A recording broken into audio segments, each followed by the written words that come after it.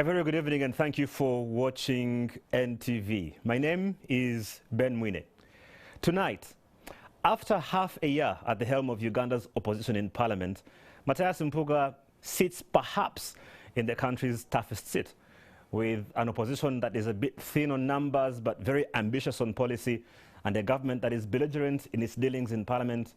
You could say nothing short of a miracle can help sail through a very ambitious 17-point legislative agenda that he ascended to the throne, if you want to say, with. Tonight, we ask Honorable Mpuuga not only about his ambitious agenda, but also about the events that have left quite a number of questions, a flood, a deluge, if you want to say, in public debate.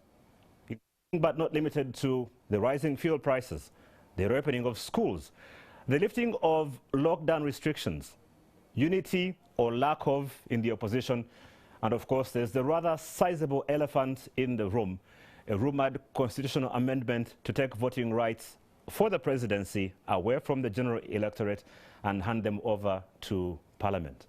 Tonight, Uganda's leader of opposition in parliament, Honorable Matthias Mpuuga, is on the spot.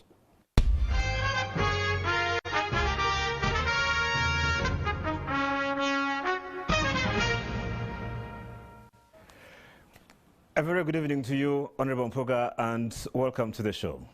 Good evening to you and viewers. Humbled being here. Thank you for joining us. Thank you. Let's strike the iron while it's hot, in a way. Earlier today, you were one of the people that eulogized our late governor of the Central Bank of Uganda, the late Mutebile, who cashed in his last chips only 4 days shy of his 73rd birthday. What would you say was his legacy?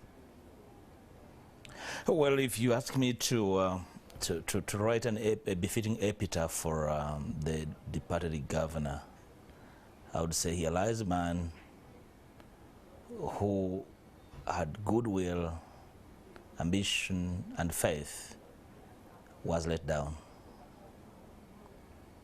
So to his family, we extend sympathies.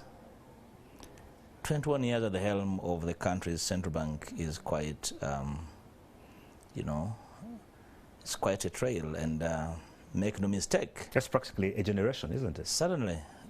If you agree that every 10 years bring forward a generation, there are 2 generations in his hands. Actually, in my eulogy, I did state that he had a chance to stamp his presence on the country's economy when actually 80% of the current population of Uganda wasn't born. 85% actually wasn't born. So they have only known him. They were born a priori his troubles. They have grown up in his troubles. But aware and alive to how he's been able to migrate through the intricacies of our economy, an economy placed in and intertwined into our market politics. For me, like I said, if I was asked to make an epitaph for him, he did his best. Probably his best was never good enough. Right. If you look at the figures and the possibilities, and compare his tenure to that of peers in the region, and add up the figures on economic growth, on infrastructure, on inflation, on job creation, on the public debt, then you probably can say, well, come on, was it only about him, or actually the system was so clogged that he was unable to stamp fully his presence, and the imprint on the economy was only partial. Right.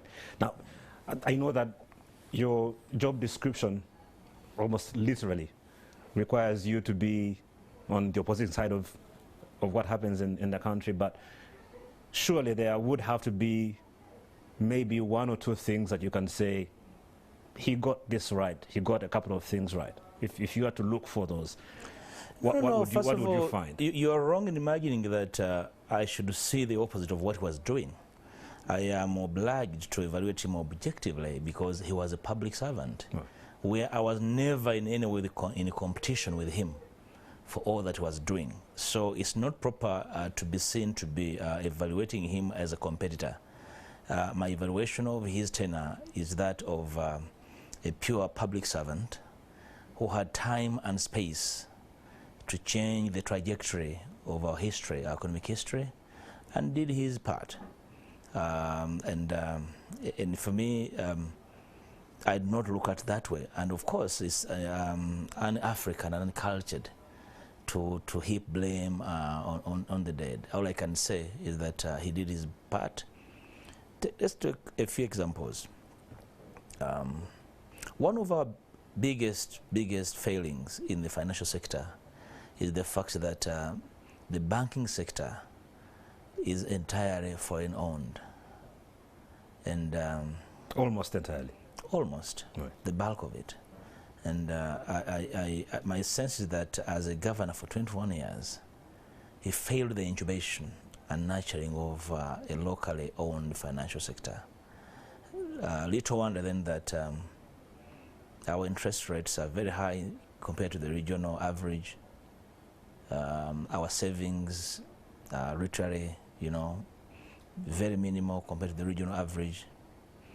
And at the end of the day, you look at what he could have done different to sustain the local banking sector, to be able to compete with the foreign banks. Perhaps he was so trusting of markets, something I find very disturbing.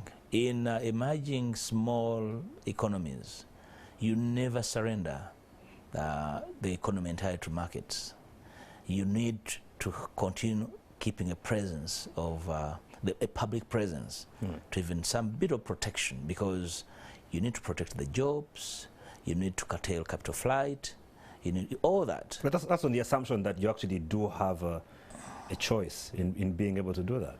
No, he had a choice. The choices were there, and it was up to him to evolve the nature of policies that would have really led to the protection.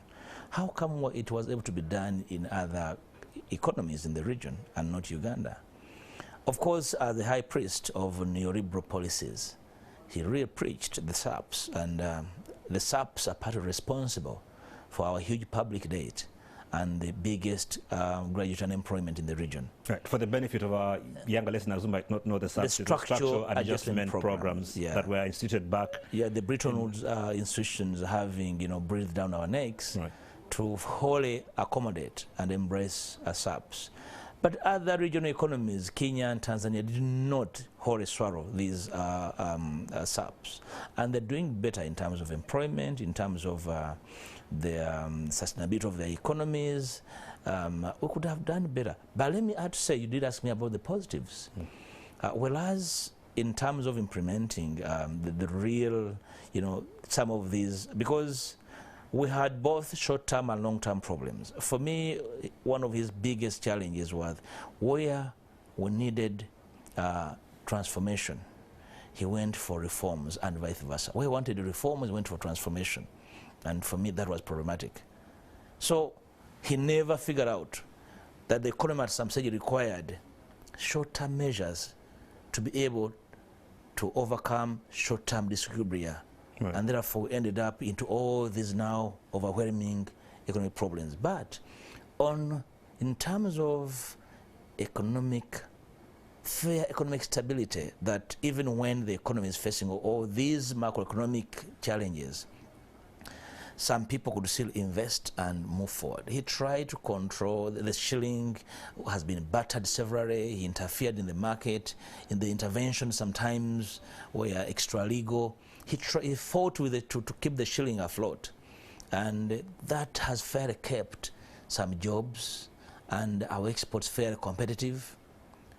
But I still say we could have done better. Don't you think that he probably would deserve maybe even more credit than you according to him, considering the fact that, as you mentioned, a bulk of our economy seems to be run more by politics than economic policy? And that's where as the person in charge of keeping the balance should have been much stronger in rejecting the invitations by politicians to really try to short-circuit what's supposed to be done, because he had the benefit of being the PSST, the Secretary to the Treasury, hitherto, and then becoming the governor for 21 years.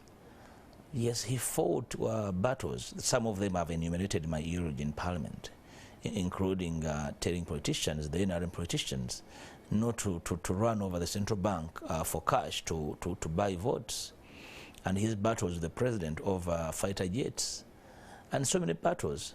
Which at some point led to one of the highest inflations that... Certainly, the runaway inflation we encountered after the 2011 elections was occasioned by the runover on the central bank, and our reserves were run over to below 6 months.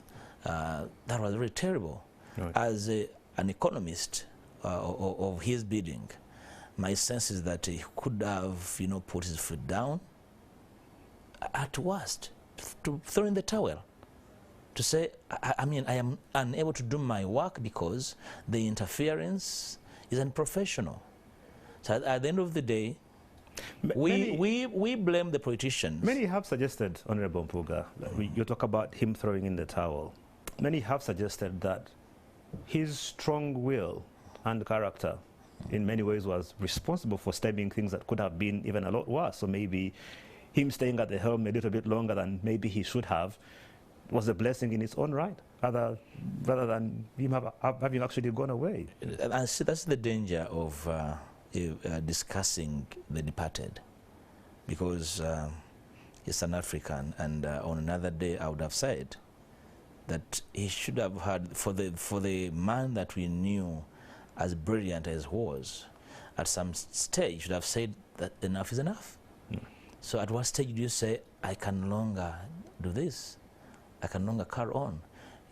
Because I've been speaking to some of the close friends, and they say, he was still okay, his brain was top. See, brain and body needs to move together for you to be able to execute your mandate properly. Do not wait for the man to lose his brain and say, well, he had lost both body and brain, so we had to remove him. Why did that happen? Mm. My sense is that when his body weakened, some people took advantage of that, and they started using him now as a figurehead, not as the man fully in charge. We all know how critical it is, and because your brain is housed in your body. So even when the brain is that sharp and good, you need a fresh body to be able to do the kind of work I know that is required of a governor of a central bank, who must rise up every day to take key decisions on behalf of the country. And when you get things wrong, you probably get to where we are.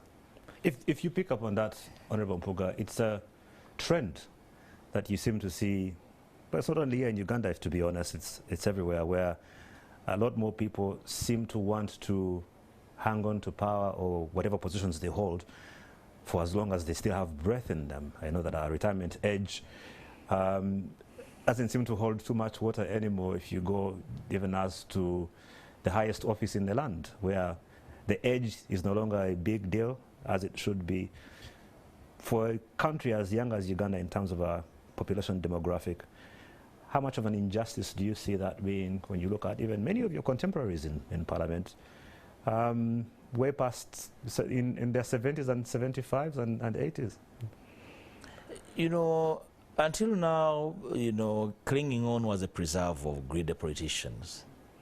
But apparently, we have had stories in the public service in Uganda of people over age deponing deed polls to change, to alter their birth dates. That's criminal in the first place. But the limit is that humanity can reach that level. But if you have served the country at that high level, for instance, you've been a permanent secretary, an undersecretary, you've been a member of parliament, the bit about politics, for example, for a member of parliament, it's very easy for your constituents to age you out. It's not difficult. A single election will have you out as long as your community thinks you have lost your relevancy. Forget about politicians who steal votes. But if you are in a kind of environment where every vote matters, but not every manipulation, then it's very easy to remove a member of parliament, which is why, for me, I am never worried about members of parliament. If you're an MP in Masaka City, where I come from, there's no way you can hang in there. the people will say, we shall not vote for you, and that will be it, as long as their sense is that you have lost relevance to their cause. They can do that, and I'm very sure that happens in many other constituencies. The attrition rate in Parliament, for example, in the 11th Parliament, was literally 82%. So that shows you that for Parliament, that's not a problem. But the public service, where the rules are very clear, and then somebody walks over to go and amend their age, is actually unacceptable. Yeah. So, but for me, for the case of the departed governor, it was a question of personal judgment. Even when he felt he needed to do so much, yes, you can, carrying the load is, you know, heavy lifting for the country, perfect. But you see, he's left. There will be another governor. My sense is that governor could have come earlier, you know, one to learn from him when he was still around, not in hospital, and be able to steer the boat steady. Right. Yeah, but that's the nature of, that's human nature. It is. Speaking of steering the boat, as a party, the NUP, of course, which is the biggest opposition party in Parliament at the moment, one of the things that you campaigned upon in the recently concluded elections was your disdain, if I can use that word, for the current economic regime that we have as a country, as a free market and a free economy. And you seem to have been dead set against things as they are. What was your biggest problem? What is your biggest problem with a free market and a free economy as we have it now? And what would you suggest that we change? And how far have you gone as a party, even now that you have a decent representative in Parliament, to do something about it? You know, look, you need to look at it broadly. Strictly speaking, idealism, we are center-left. So we believe in a fair presence of private players, but also a presence of government in key sectors. Because we're aware that this is a young country with a fragile economy. Therefore, you cannot surrender key economic sectors to the private sector. Government intervention to provide the drivers to the private sector is very key. That's what we believe in. And there's no way my government would surrender entirely everything to the private sector. Just look at, let's go banking, for example. One of the reasons why we can no longer speak about agriculture as the growth pole of the economy is that we do not have properly aligned agricultural credit banks. If you're going to really lift agriculture, you need to have a clear financial framework for financing agriculture. So you need an agricultural bank or a return of cooperative bank. That initiative has to be an initiative of government. And so when you surrender, you tell farmers to go to commercial banks. You're actually telling them to get out of farming. Well, so the government has put in place the agricultural credit facility through the central bank with the commercial banks. So, my friend, the beauty about it is that I'm a farmer, I'm an economist, I'm a lawyer, I know some of these things, and I know what you're talking about. That can, in no way, can support a farmer somewhere in Kaberamaido who wants to access small credit to go and spray pests at his farm. That in no way can help a farmer in Masaka who wants to go and buy fertilizers. That is credit for big-time farmers on a large scale. Right. If you're going to involve farmers you know, you want to really, the president is known to speak about value addition. Value addition cannot be spoken about in the theory. You need to have the support system, a support financial system to get these farmers on board. You cannot do that through NADS. That is just sloganeering. So the current framework cannot support what we're talking about. You need serious government intervention with a full-fledged farmers bank, you know, where actually, because farming by its nature, you know, commercial banks are short-term. Farming requires long-term, low credit, low interest financing. Right. That's nowhere. When you go to UDB has a financing, you know, arrangement for farmers, but for large-scale farmers, again. So the microfinance support center and what's happening with Are you alive to the interest rates chargeable at the microfinance center? Do you know the interest rate? It's like a money, they are like a money lenders on the street. And their funding is, again, very limited. Maybe that part explains that their product range is very narrow. You know, they'll say, we need farmers in this category, in a cooperative, you know, in a circle. The product range is very narrow, and therefore it cannot, again, support the kind of farming we envisage as NUP in our framework. Yeah, so you can't get there. So an intervention by government, there's no way you're going to surrender an economy where you want key sectors to support employment, to support innovation, and you believe that you're going to generate revenue through these sectors by using the current arrangement. Right. Yeah. Well, while the truth of the matter is that the majority of businesses in Uganda are not locally owned, almost 61% of businesses in this country are foreign owned. The argument to be made is that the Ugandan population has the right and the environment to try and be competitive. Is that something that you would still put blame on the government for, and what would NUP be doing differently given that opportunity? Of course, for you to say let them compete is again either lack of knowledge of what needs to be done, or actually laziness, and these guys don't want to think. You need to find out what have the other economies done. You probably, the easier ones to study are the Asian tigers. They simply open up. First of all, what do they do better to be able to get to where they are? They trained manpower, targeted manpower, with key skills. They empowered their communities, those that had skills, to innovate, to be able to buttress their presence in the economy. And when they opened up, they had a leveraging effect on the local companies to be able to compete. You don't simply open up. You open up, but with restrictions. I agree, the economy must be open, but you must have a framework to support local enterprise to be able to thrive and survive competition. Remember, the foreign companies get their capital from cheap sources, and therefore they will simply outcompete the local ones that are getting their capital at usurious rates from our commercial banks. Right. So the crowding effect of these foreign companies emanates from the fact that they do get cheap credit from wherever they come from, and when they come here, our locals cannot compete in terms of you know, the technology, in terms of the skills. All these require incubation and a debate program. You need to do that. Wouldn't it be better to maybe focus on what sort of jobs they create with this foreign investment, as opposed to being restrictive on what sectors in the economy you're No, it doesn't matter. It doesn't matter. These foreigners are in supermarkets. They are vending clothing downtown Chikobo. They are everywhere. So we've not even had capacity to restrict their involvement in the economy. Right.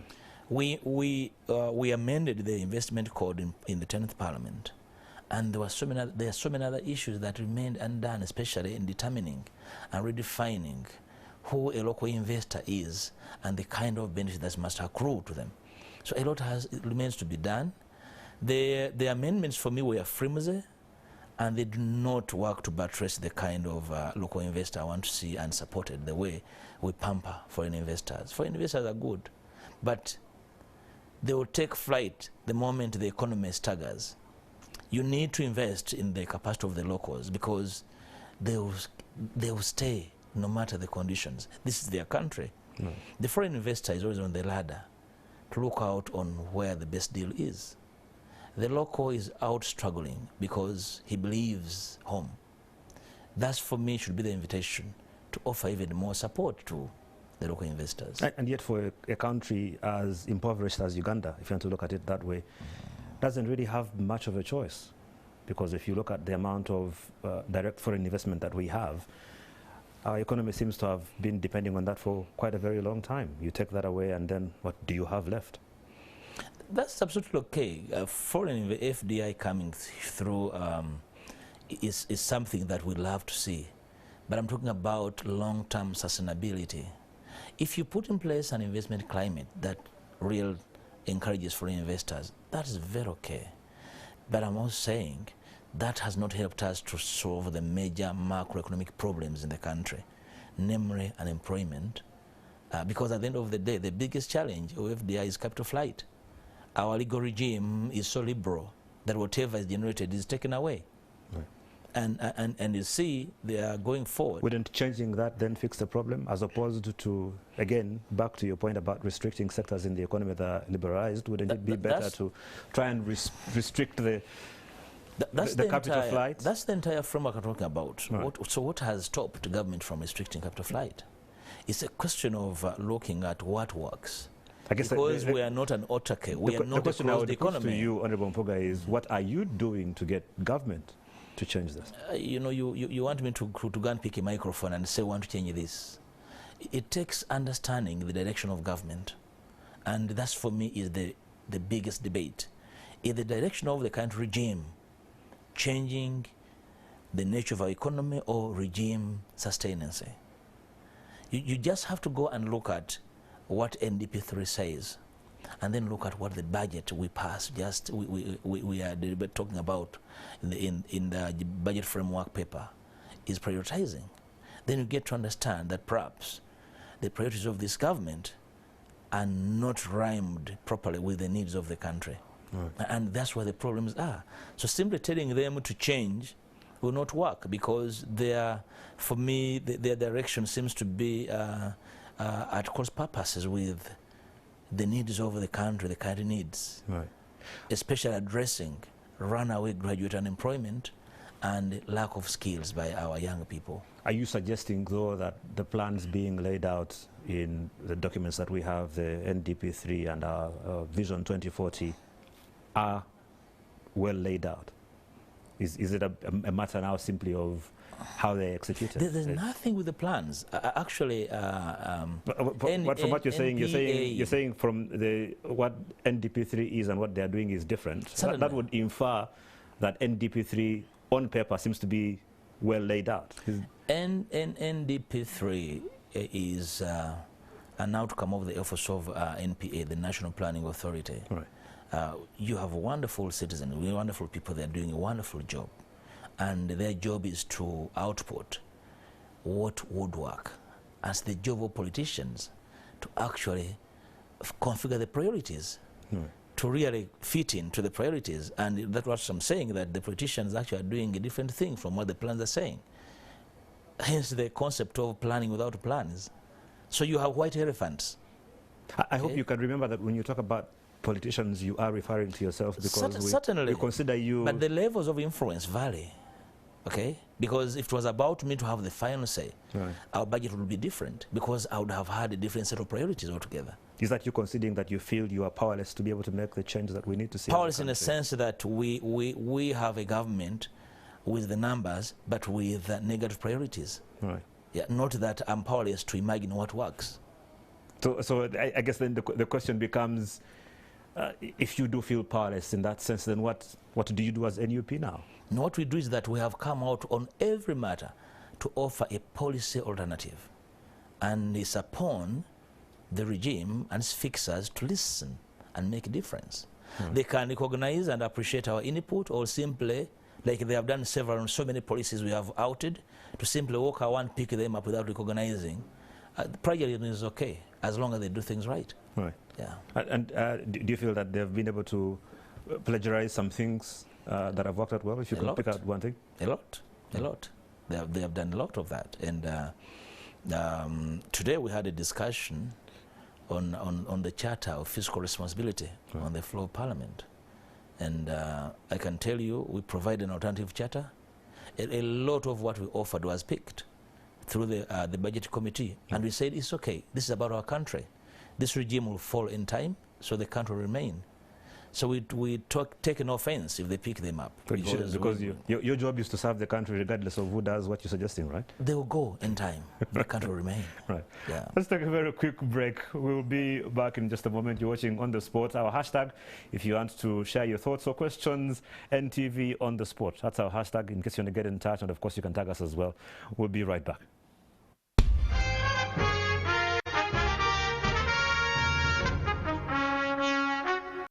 Welcome back, and thank you for watching NTV On The Spot. My name is Ben Mwine. I'm sitting in for Patrick Kamara on the show this evening, joined by the Leader of Opposition in Parliament, Honourable Matthias Mpuuga, on the show this evening. And again, once again, thanks a lot for being with us. Thank you, Ben. If we quickly pivot again, still staying with the question of the economy, because it's what affects us most. We've just reopened the economy. We've reopened the schools, but it has come at a time when we've seen some of the highest fuel prices that we've ever seen on record in this country. And you have been at the forefront of trying to call for Parliament to be recalled to try and tackle these particular issues. What do you make of what's been going on in the last couple of weeks, especially regarding what's happened with fuel prices, the genesis of that, and how something like this could and should have been avoided? You know, Ben, when you look at some of the small, medium, short-term crises that we encounter as a country, as an economy. You see, when you're small, like we are, there's certain luxury you can't afford. Part of it is going to sleep when you're in this kind of crisis. However, even a first-year student in an economics class knows the impact of petrol prices on the economy. They know for a fact that if you get fuel prices wrong, and we're a net importer, first of all, the knowledge that we're a net importer of petroleum products should keep everybody concerned on their tenterhooks to make sure that oil prices do not in any way disfigure our economy.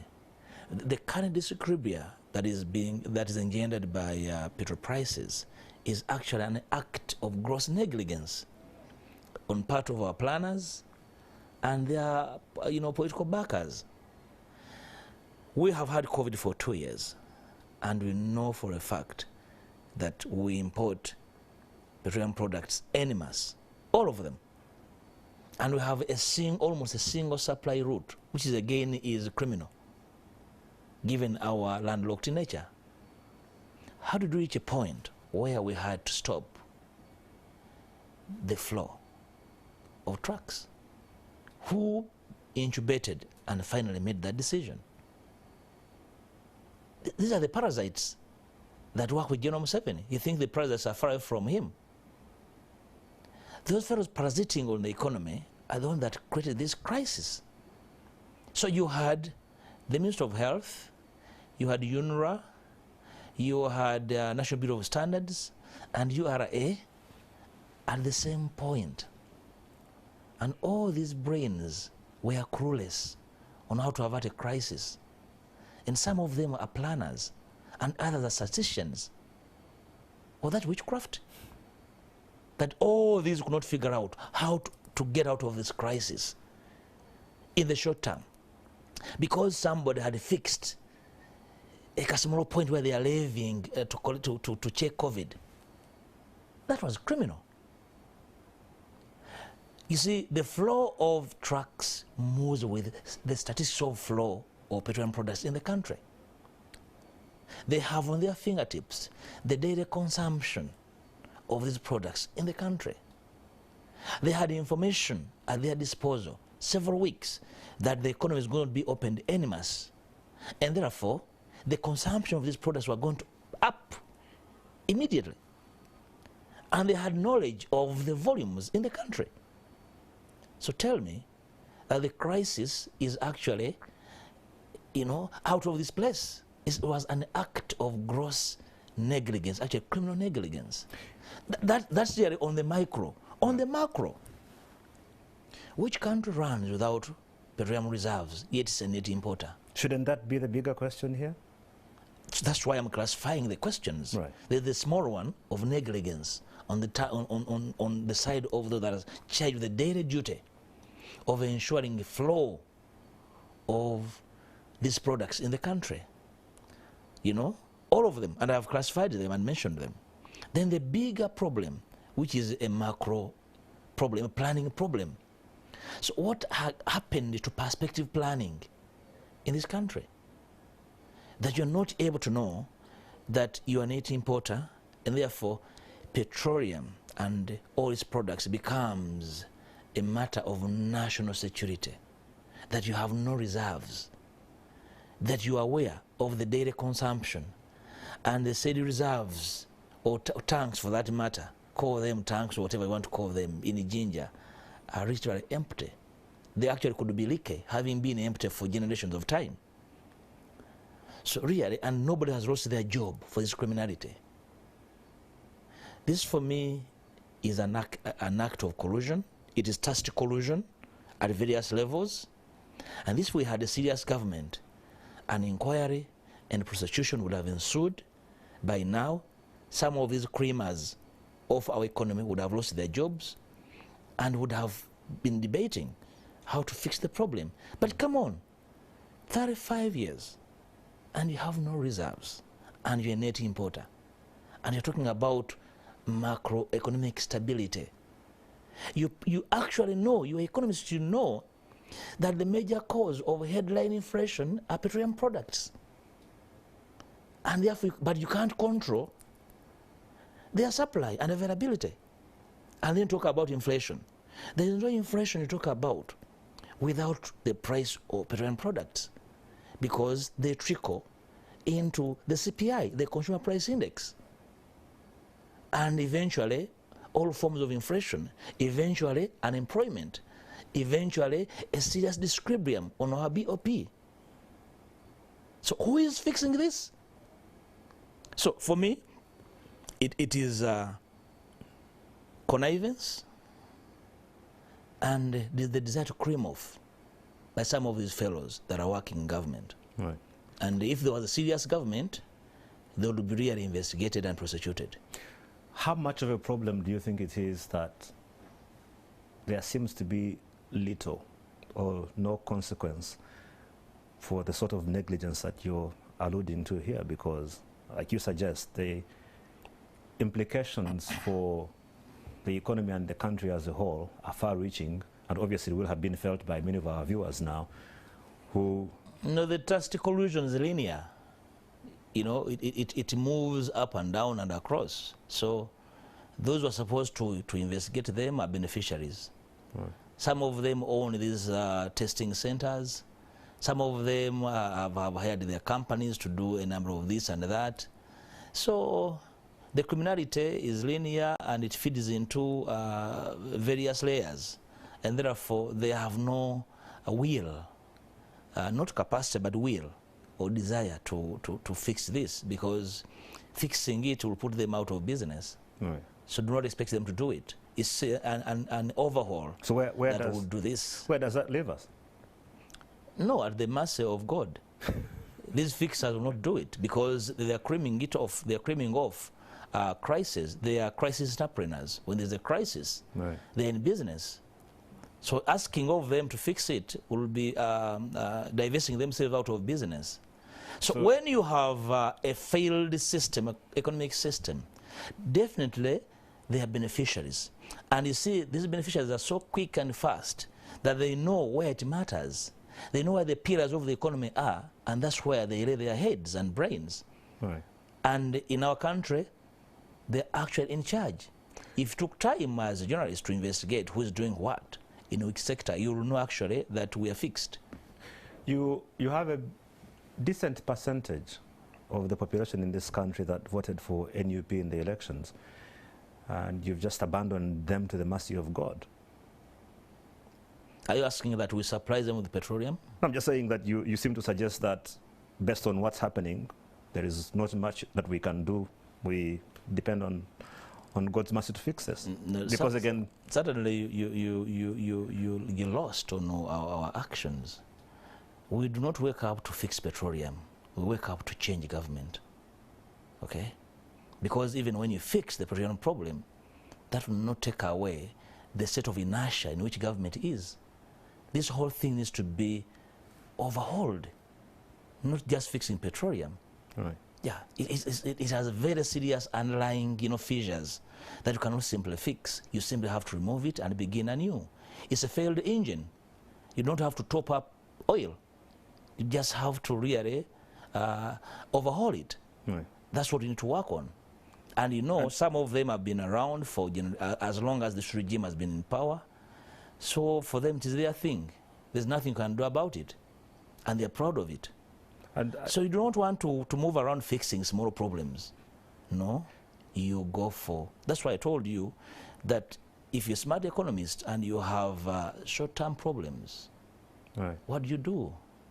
You undertake. The challenge that we seem to find ourselves with is that not only you as NUP, but many that have gone before you have tried to overhaul this engine, and it's not quite worked out well. You seem to have only gone as far as being able to maybe pull out the dipstick at the moment without being able to do much else. It's a step. It's a step. Because then you're able to understand the nature of the oil they are in. You're able to understand whether actually it's functional, whether it's been actually using the oil. And where we're driving to is to imagine that we have surrendered to eternity. Far from the truth. You need to understand the nature of problem we are dealing with. We are dealing with militarism. We're not dealing with civilian politics. We're dealing with militarists. We're dealing with a system that believes that the country owes them. I'm sure you heard Museveni speak yesterday. He believes that this country is about the army. He has a disdain for civilian rule.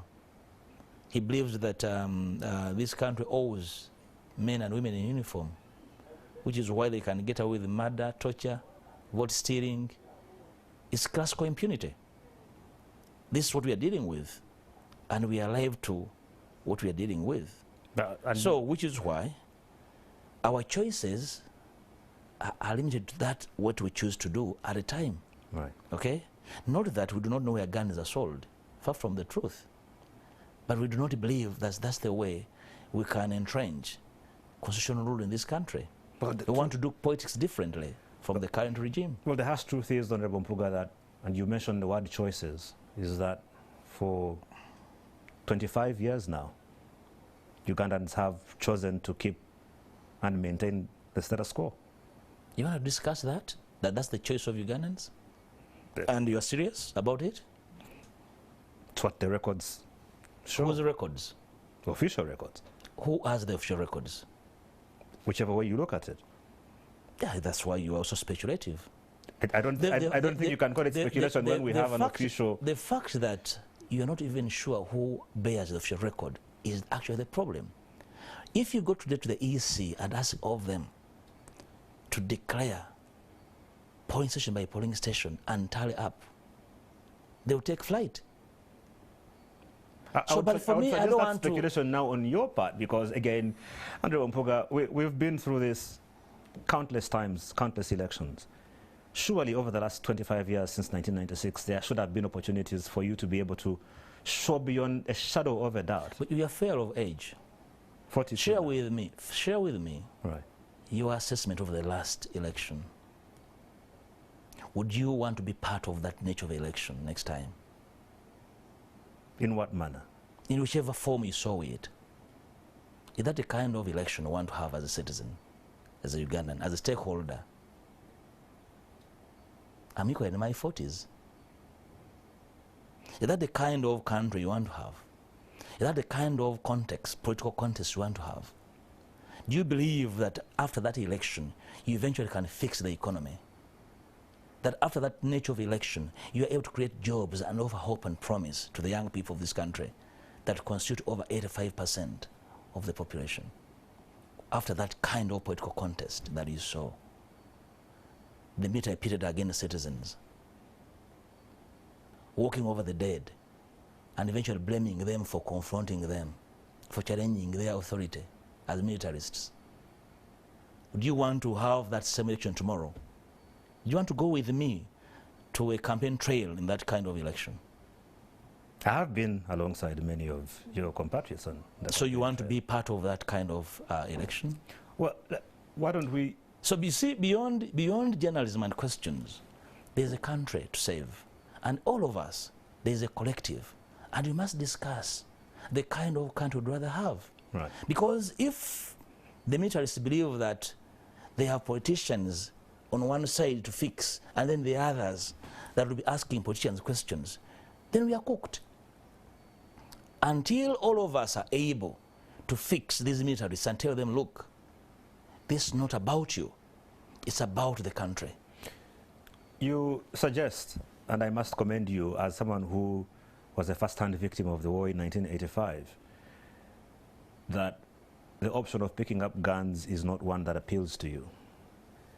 And you seem to insist that you think we can be able to do this the proper way. You have been at the forefront, again, as a party, of trying to push for electoral reforms. How is that going, considering that, well, if you think about it, it's almost time to start planning for 2026 now? Yeah, the little talking about electoral reforms is on internally. And we are figuring out the best way of starting on them as the opposition. There are a few things to fix within the opposition platform for us to be able to move as a unit and consider this as a key component of our endeavor as the opposition. But not just as the opposition, but as stakeholders in this country. So the consultations have started with key stakeholders, and we are very sure in the coming month they should be able to evolve into a kind of loud talk. Right. And we should impress it upon all and sundry as to where and how we intend to move on these electoral and constitutional reforms. Well, let's take a very quick break. When we come back, we pick up on that, because one of the big ones that we've been hearing a rumor about and would like to hear your thoughts on is the issue of voting rights for the presidency being taken away from the general electorate and handed over to parliamentarians. Honorable Mpuuga, and his thoughts on that when we put him back on the spot after a quick break. Don't go anywhere.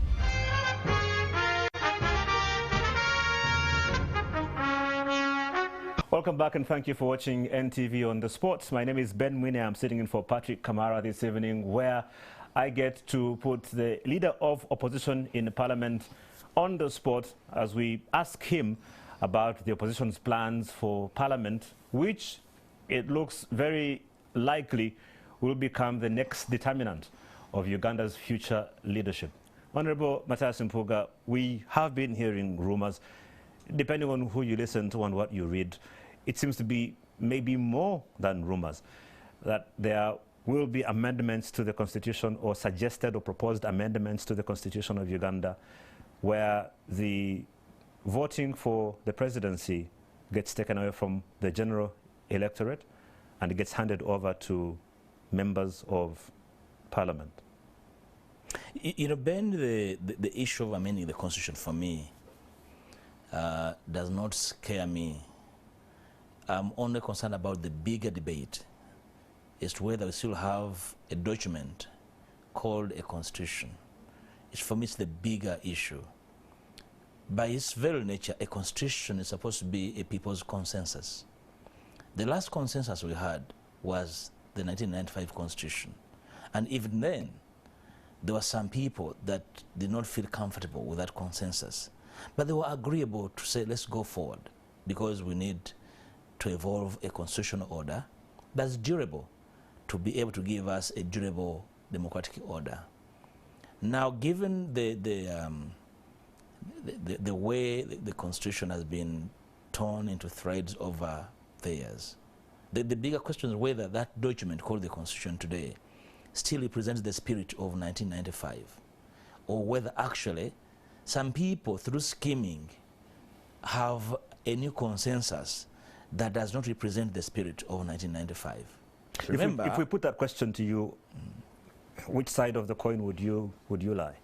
That's why I said in my preamble to this question that I'm not even concerned about the said amendments. Right. I am concerned about the spirit of the Constitution, whether we have a document whose essence is to engender a constitutional and democratic order in this country. Do you feel that's been lost? Certainly, for me, it was long lost, because the key pillars of this document that had a bearing on the history of this country, that is seen through the preamble, alive to our history, our way of the fact that we have never had democracy, militarism, and blah, blah, blah.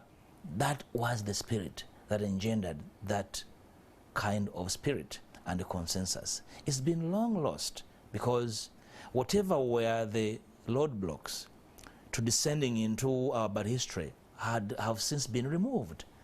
And for anybody to come and impress it upon me that is a constitution worth amending to simply change the electoral framework is actually an insult. Right. The bigger discussion whether we can restore a consensus via this constitution that is acceptable to the majority of the population. Because this constitution has been tinkered with and turned into a useless document, there are a number of issues over which Ugandans disagree, including the nature of our elections, including the role of key players in our politics, the military, including the way parliament is elected, including the way constituencies are parceled out in this country through right. some form of immoral gerrymandering. So these are the issues. So when you talk about a small matter like, let members of parliament be the ones to elect the president, the smaller question and the quick one would be, if we want to do away with one man, one vote, you must have another system that mirrors a one man, one vote, namely that for each constituency, you should have the same number of voters. So you have to undertake a rollback to either remove, to either combine some of the constituencies. So now that makes the whole debate really inconsequential. So you go for the bigger debate. So, but here's the thing, Honorable Mpuuga. You call it a small matter, but based on what we know... Let me tell you, Ben, let me hijack you, and I apologize. That can be done. The NRM has the numbers. It will not solve the political question in this country. But if they want to go for a quick fix, I'm afraid we shall fix them with that quick fix. So they can amend. How will that solve the question of political governance and constitutional durability in this country? How? Because you want to use that window to really prolong your sell-by date, or even try to smuggle through an unpopular candidate through the electoral college, that is not willing to be subject to a universal suffrage vote. How would that solve an outstanding national problem, which is a durable constitution and a durable democratic order in an arrangement that is acceptable by all citizens and properly representative of their wish? How will that solve it? That's why I call it a very small matter, and we should not really be diverted.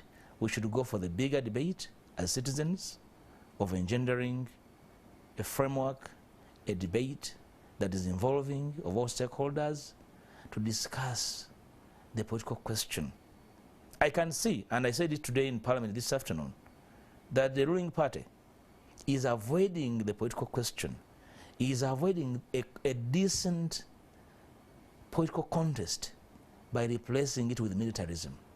They believe in solving the current problem of a political contest by arresting their opponents, by torturing them, by keeping them in incarceration. That will not simply, you're simply playing around the problem still persists. It will catch up with you.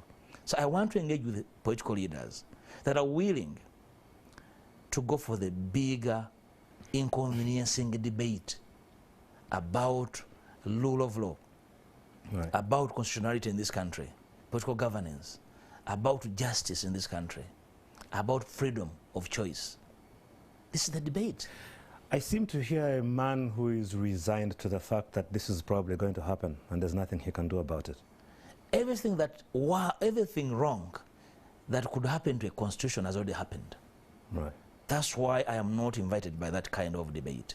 It's diversionary, and I'm not going to be invited to really divest my energies into it. And yet, it's a very imminent the debate will go situation on because it's available. The same way people discuss other issues. We're discussing fuel. Right. We're discussing food. We're discussing human rights abuses. We shall discuss it. But it's not to be the preoccupation of all for citizens that seek to see a changing Uganda. It's a diversionary debate. We should go for the jugular. Yes, but here's the thing, Honorable Mpuuga, diversionary as it might seem to you. Again, I would put it to you that this is something that seems, one, very imminent, two, very plausible, if not very probable, and yet for you to sort of suggest that it's not something that we should allocate a lot of our time to, it seems a bit of a problem to me because, again, it's still, like you say, creates a problem for us as a country. And while you say time might catch up with us, how long and how far down the road would it have to be for that? Now, Ben, the problem with this kind of debate is the belief that politics is about politicians in parliament and not other citizens. Can I tell you that members of parliament are the minority players in our politics? The citizens matter for me, which is why I want to engage citizenry into the debate of a durable constitutional order. The fragility of our democracy explains the kind of issues we began with. Jobs, what? So how do you deal with the fragility of our constitution and engender a durable constitutional order? This is the debate I want to engage into. Right. The nature of our election is a small matter. It can only be part of the equation, but not the major equation solved. Okay? And for me, that's the issue. That's not avoiding it. But for me, it's asking me to go for a smaller debate. You want me to discuss salt when there's no food? You know? So that's what I'm trying to avoid. And we need to get citizens to, you see, the politicians are appropriating, you know, to themselves the duty to decide the future of this country. The future of this country is determined by citizens. Who choose the parliamentarians? I agree, but the parliamentarians do not have the absolute authority to finally decide. The people will have to decide, but for the people to decide, we need to demand for honesty on the part of the politicians. You see, you cannot tell people, if you're a teacher, you cannot tell children that have failed questions you have set, when actually you have set outside their syllabi. Wouldn't it be very clear under the system that if this was to pass, indeed, that the citizenry would know in advance where their MP is leaning and thereby, in a way, still be able to make that decision for this country? It does help, but again, it does not offer the long-term solution. I am avoiding discussing the quick fix because there's a lingering problem, which you prefer to call the elephant in the room. So instead of discussing the elephant, you're discussing ticks on the elephant. So I want us to discuss the elephant, not the ticks, not the flies hovering over its big ears. No, let's discuss how to get this elephant either treated or removed from the room. Right. Yeah. The elephant, as big as it is, usually will require many people to put their hands together to be able to deal with it. The problem is that the many people that are supposed to deal with this elephant don't seem to be in agreement as to how to deal with this elephant. And we're talking about, of course, the issue about unity or lack of in the opposition ranks. What's happening with that?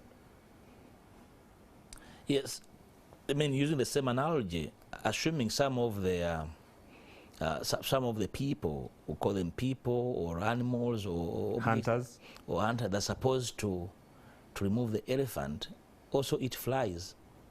So instead of going for the elephant, they have settled for flies on the elephant. That does happen in some cases.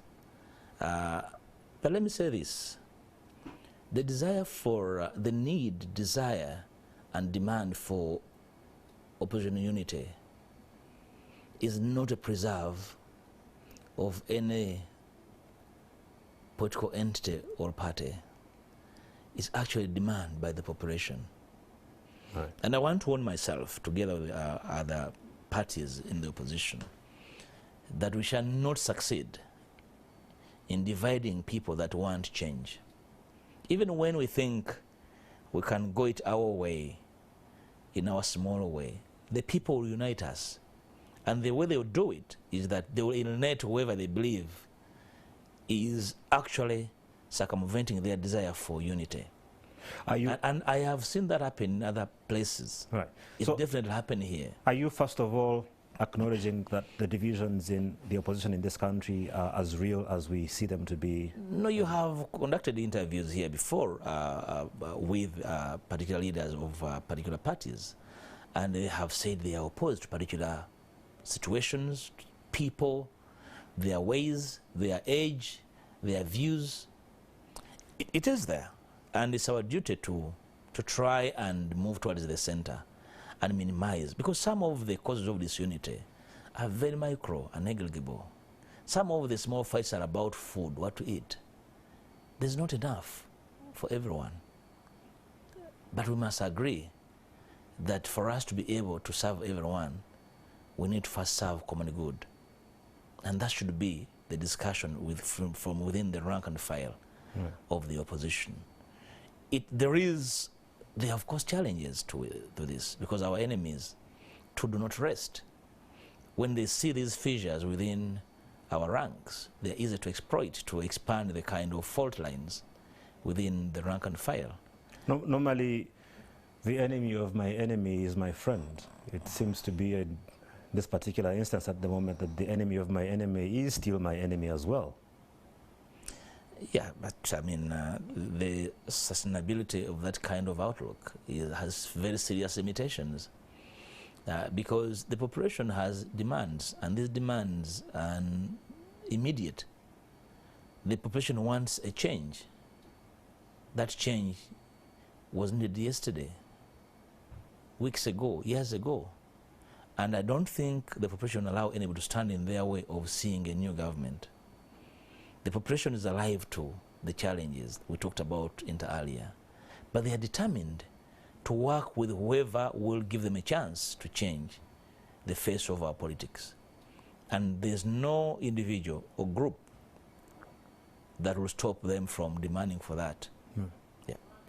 We'll open our phone lines in case you want to get in touch and have any questions for Honorable Mpuuga. You can call us. Our phone number, which will be put on the screen for you to call, 0414-563-462 in case you want to get in touch. That's 0414-563-462 in case you want to get in touch. We'll take your phone calls.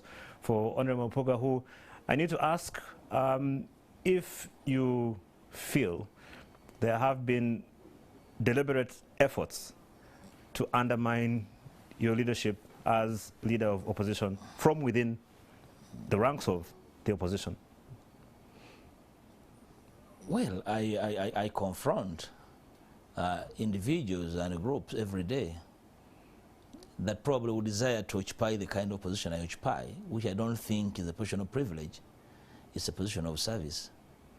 But like I said, some of the opposition are opposition in name, but in action, they actually have multiple masters they serve. But I am endowed with the basic skills to deal with those challenges. Is that your way of suggesting that some of the opposition is actually subservient to the establishment? Yeah, it's a known fact. No, it's not. Fact. We don't know that. I'm telling you, they are. Right. You may, if you're interested, you can find out. How would I from either them or the master they are serving. I know they will be able to confess to their actions if they have the courage too. Right. But it's a fact. But you see, their capacity to limit our reach is very negligible, which is why it has never become a preoccupation for me. Right. That I should really divest part of my time caring much about them. There's a lot of work to do. Right. Every day I set out to be in office. There's so much to deal with and guide my troops to work. Hello? Let's go to phone lines. Good evening. Welcome to On the Spot. Please tell us your name and where you're calling from. Daniel calling from Interior. I would like to applaud Honorable Mpuuga for his defense. No, sorry, we seem to have lost you there. Thank you very much. Please do call us back, 0414-563-462. When you do call us, we'd like to encourage you, of course, to please make sure that the volume on your TV is turned down so we have a little feedback. And also do tell us where you are calling from. And then, of course, you can ask your question or make a comment to Honorable Mpuuga with us. If you seem to suggest that many of these people are, again, subservient to the establishment, why haven't you felt the need to call them out to the people who they seem to be serving? Because from what you're suggesting, what they're doing is nothing short of treasonous. And therefore, it should be incumbent upon you to call them out. Let's use the right nomenclature. Some, not many. Right. Whichever some they might be. Some of them. Okay. The reason why we are not really giving them a lot of time is because, again, it will be really cutting a bit of our valuable time into this. And at the right time, we shall deal with that. It is, we don't want to really major and minors at the moment. There are more pertinent things we'd rather deal with at the moment than trying to follow up these small things. They are individuals, and very scattered individuals. Right. And you see, to give them prominence now would be an acceptance that there's not much to do but to deal with the small squabbles within the ranks and file. And as the leader on the front line, that's not my way of doing things. No, but Honorable Mpuuga, they aren't small squabbles, aren't they? If you read anything about war, the idea of having any sort of mutiny within your ranks would be the biggest problem for any general on the front line. So it's not really something to downplay, is it? For the record, I have not issued an order that has been defied. Right. Okay. Those small few individuals that really choose to go for lunch than business have not stopped us from doing things the way we want to do them as the opposition frontline parliament.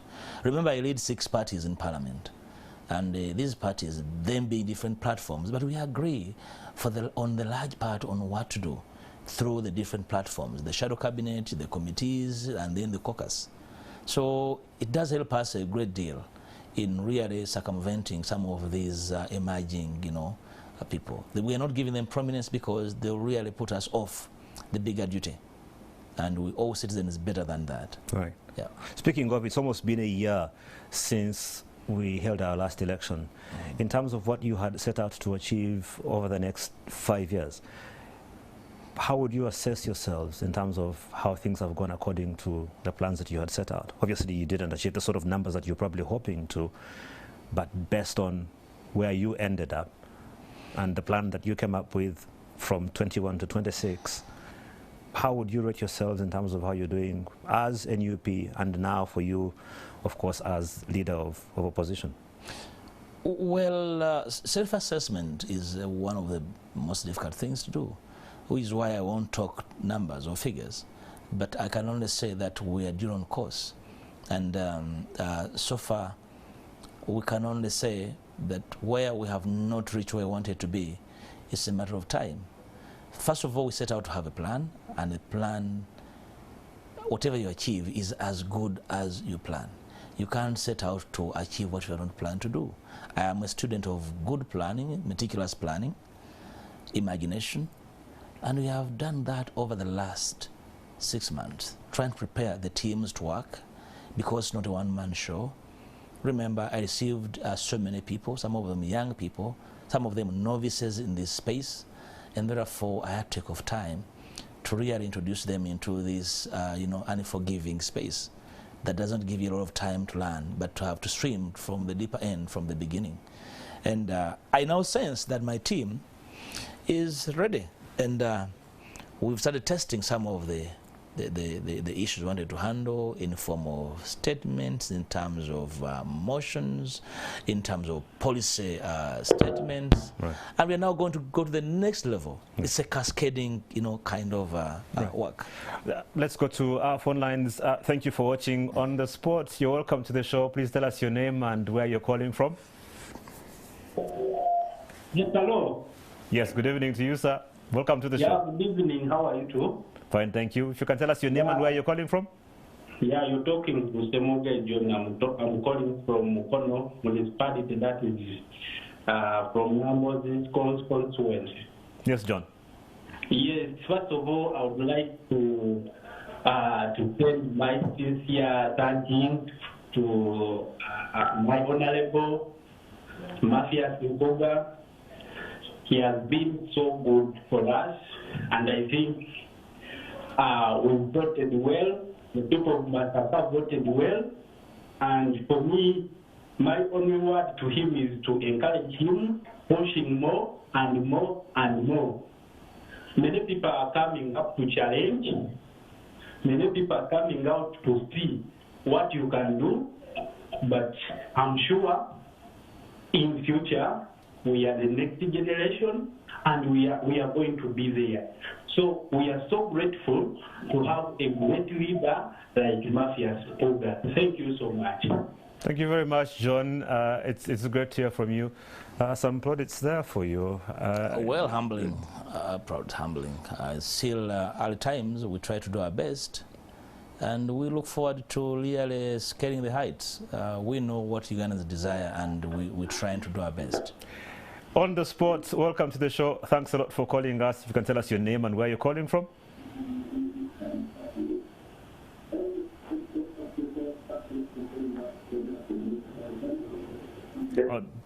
Hello. Good evening to you and welcome to the show.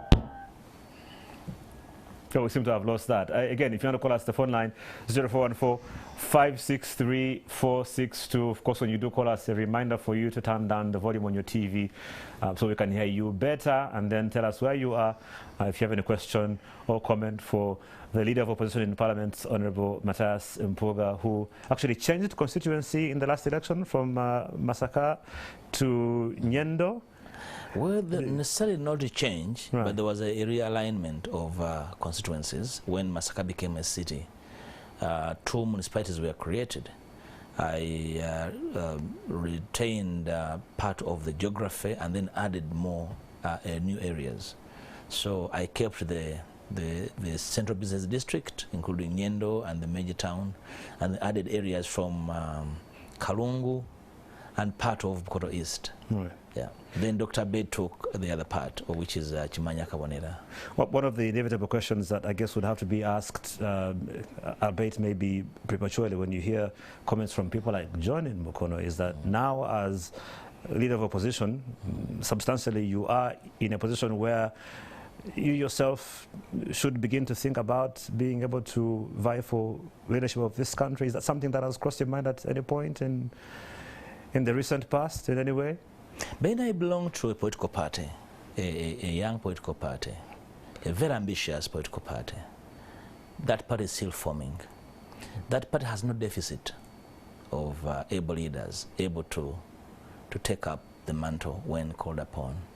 And that's a question for the party to decide, not me. Desire alone is not enough. Ambition alone is not enough. But being part of a team and being part of the collective is most important other than ambition. I am never deceived by a personal ambition. I'm driven by the desire to work with the team.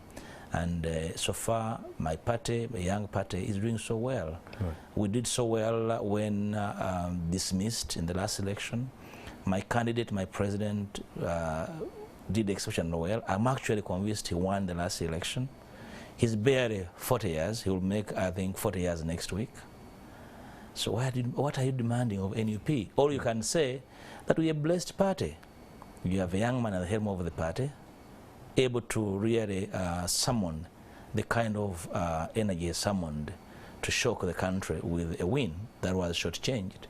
Right. So have we a deficit in the party? I can only be part of a team to buttress the presence of that party in the national polity. Yeah. Answered like a true politician. Honorable Matthias Mpuuga, Leader of Opposition, thank you for allowing us to put you on the spot tonight. Ben, I'm extremely humbled by your presence and this interaction. Right. And on behalf of my executive producer, Raymond Kataya-Muzuni, and the entire production crew here at NTV, my name is Ben Mwine, sitting in for Patrick Kamara tonight, wishing you a very good night and saying God bless you and God bless Uganda.